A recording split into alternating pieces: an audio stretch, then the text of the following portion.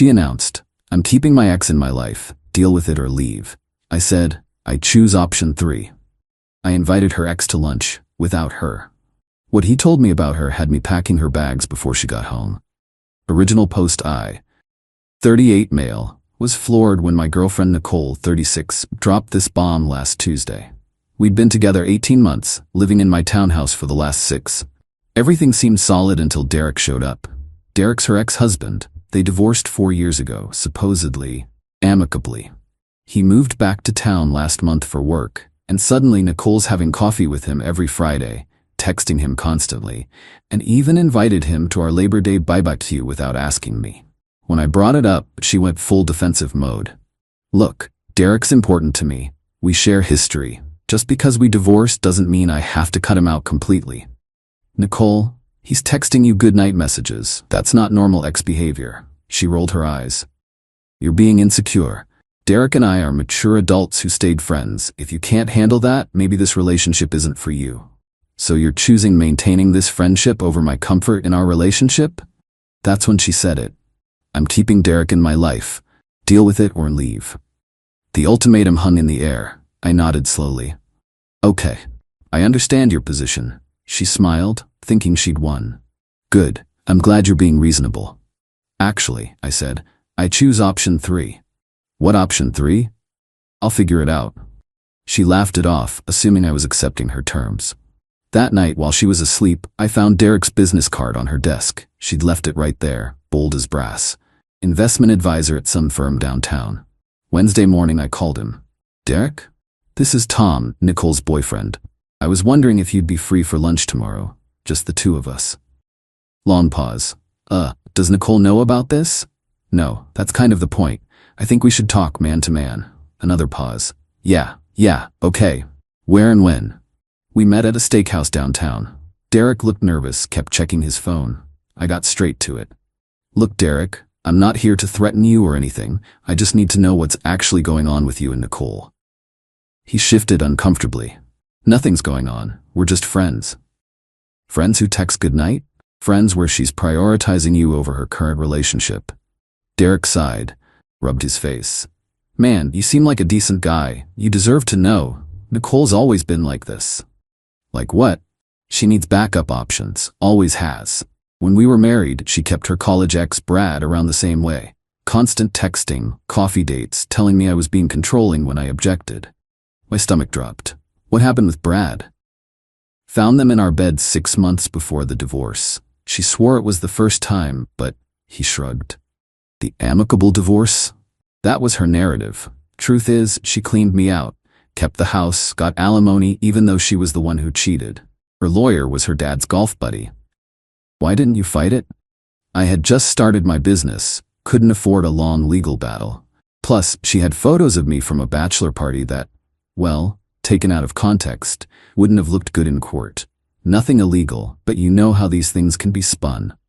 I sat back, processing. And now she's keeping you around as backup. Yeah, she's been hinting about getting back together actually, says things aren't working out with you.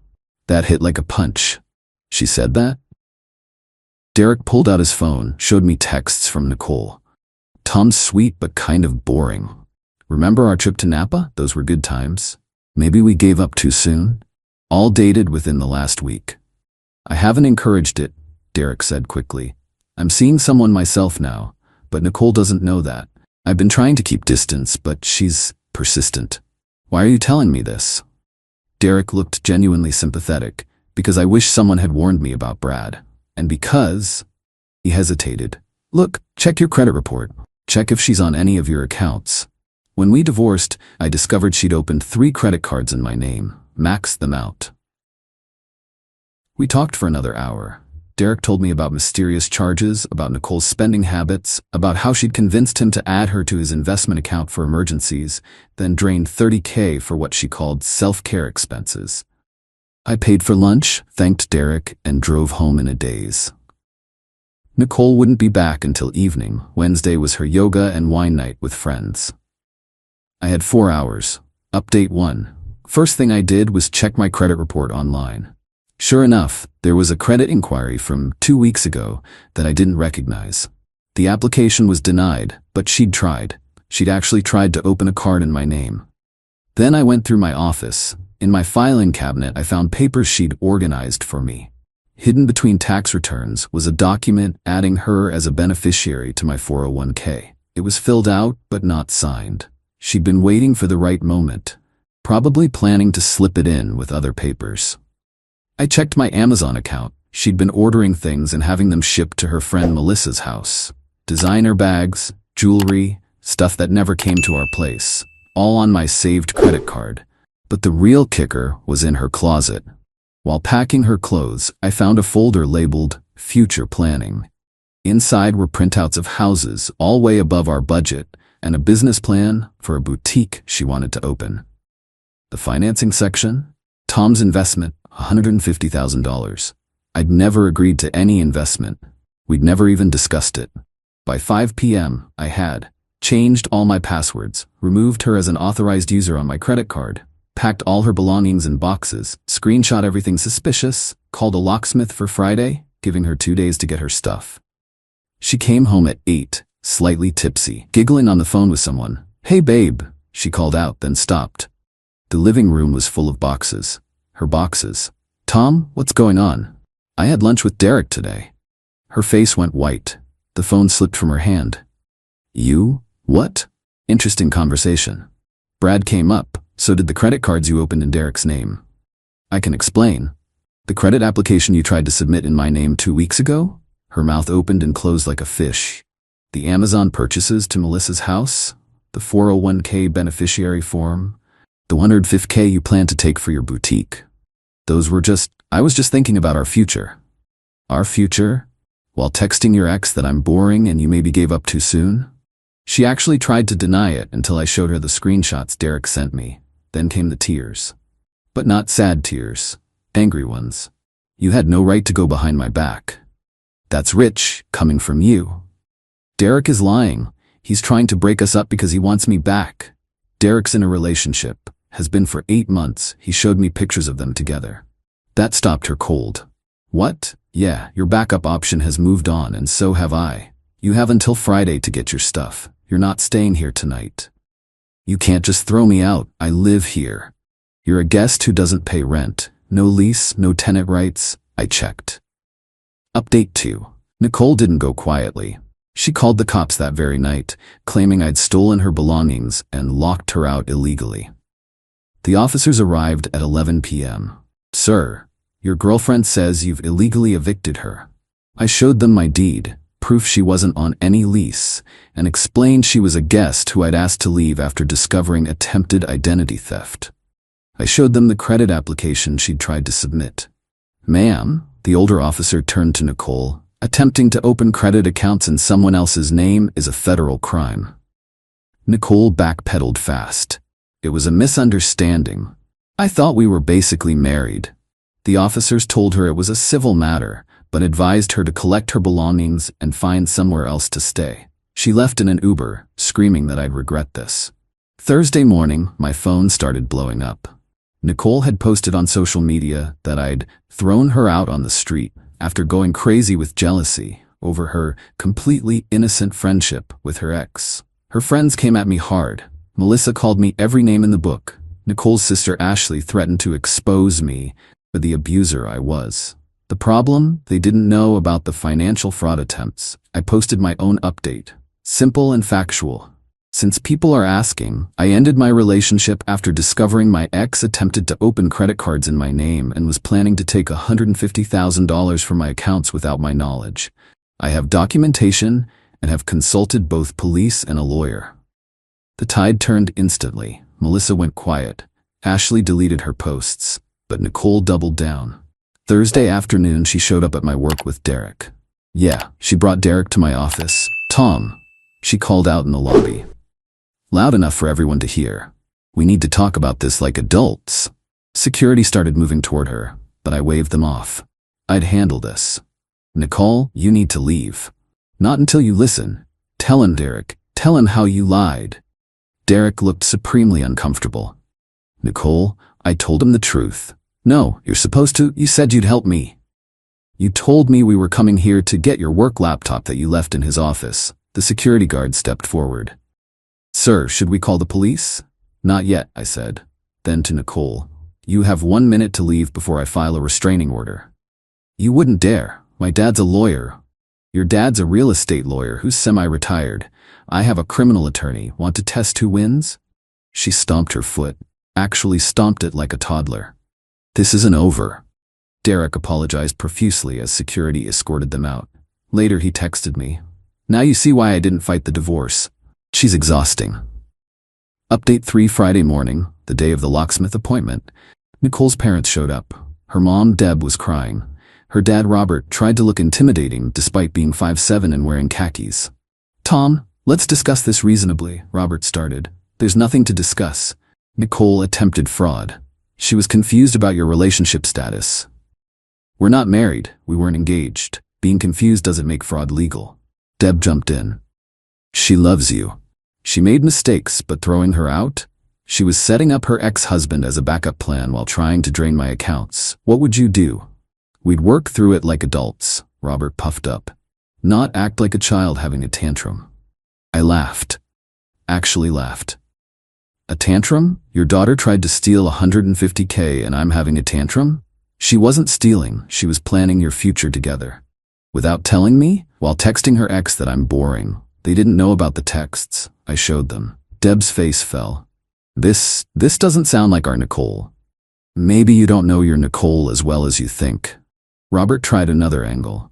Look, we'll make this right. We'll pay back the Amazon purchases. Just give her another chance. It's not about the money.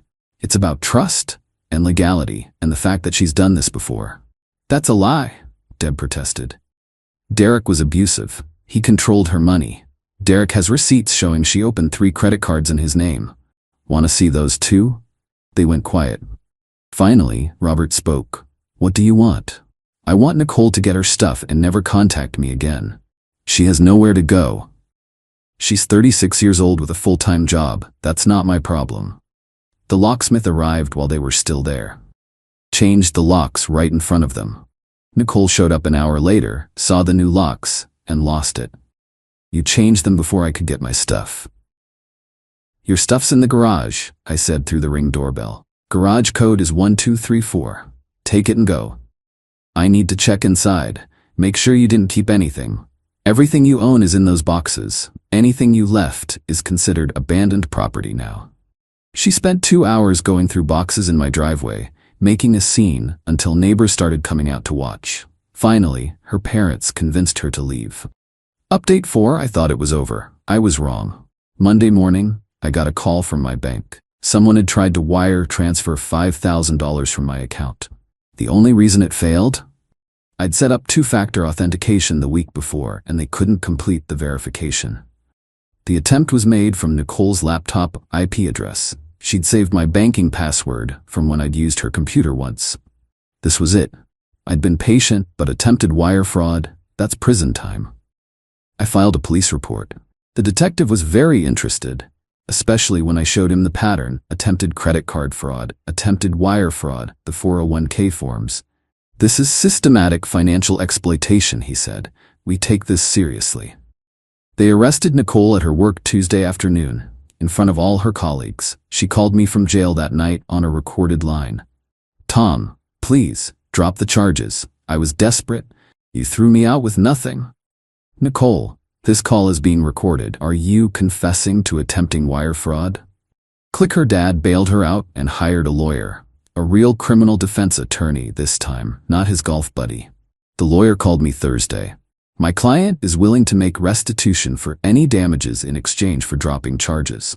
Your client attempted multiple forms of fraud over several weeks. That's a pattern of criminal behavior. I'm not dropping anything. This could ruin her life. She should have thought of that before committing federal crimes. Update 5, the courtroom. The preliminary hearing was last week. Nicole showed up looking like she was going to a cocktail party, not court. Her lawyer had clearly told her to dress conservatively, but she ignored him. The prosecutor laid it out. Attempted identity theft, the credit application. Wire fraud attempt, $5,000 transfer, credit card fraud, the Amazon purchases to her friend's house, conspiracy to commit fraud, the unsigned 401k papers. Derek testified about her history of financial exploitation. I testified about finding the documents. The bank's fraud investigator testified about the wire attempt. Nicole's defense? It was a misunderstanding. I thought we were basically common law married. The judge actually laughed. Ma'am, this state doesn't recognize common law marriage, and even if it did, that wouldn't give you the right to open credit accounts in someone else's name. She took a plea deal. 6 months probation, 100 hours community service, restitution for the Amazon purchases $3,400, and a no-contact order. But the best part? Her job fired her. Turns out, working in medical billing with a fraud conviction on your record isn't possible. Final update. It's been 2 months since that lunch with Derek. Nicole's living with her parents, working retail, and according to mutual acquaintances, telling everyone I ruined her life over a misunderstanding. Derek and I actually became friends, weirdly enough. He introduced me to his girlfriend, and we've had dinner a few times. He says watching Nicole face consequences was therapeutic after what she put him through. Her parents still send me nasty messages occasionally, calling me heartless. I forward them to my lawyer, who adds them to the no-contact order file. The funniest part? Last week, I heard through the grapevine that Nicole tried to reconnect with Brad, the guy she cheated on Derek with. Turns out he's married with 3 kids now, and immediately blocked her. Some people asked if I regret not just taking option 1 or 2, dealing with it or leaving quietly. Honestly, no. Option 3, getting the truth and protecting myself legally and financially, was the only real choice once I understood who she really was. She wanted me to accept her keeping her ex around as a backup plan while she tried to drain my accounts. The entitlement was staggering. She genuinely thought she could have her cake, eat it too, and then steal the whole bakery. My credit's locked down tight now. 2-factor on everything. Trust but verify is my new motto. Actually, scratch that. Just verify. To anyone dealing with a similar situation, document everything. Protect your assets. Don't let emotional manipulation override your gut instincts. And sometimes, the nuclear option isn't revenge. It's just consequences catching up. Oh, and Derek sent me a text yesterday. Saw Nicole at the grocery store. She was arguing with the cashier about an expired coupon for 50 cents off dish soap. Karma's really making her work for every penny now. I'm not proud of how it all went down, but I'm not sorry either. She gave me an ultimatum thinking she held all the cards. Turns out she was playing poker while I was playing chess. And I chose option 3.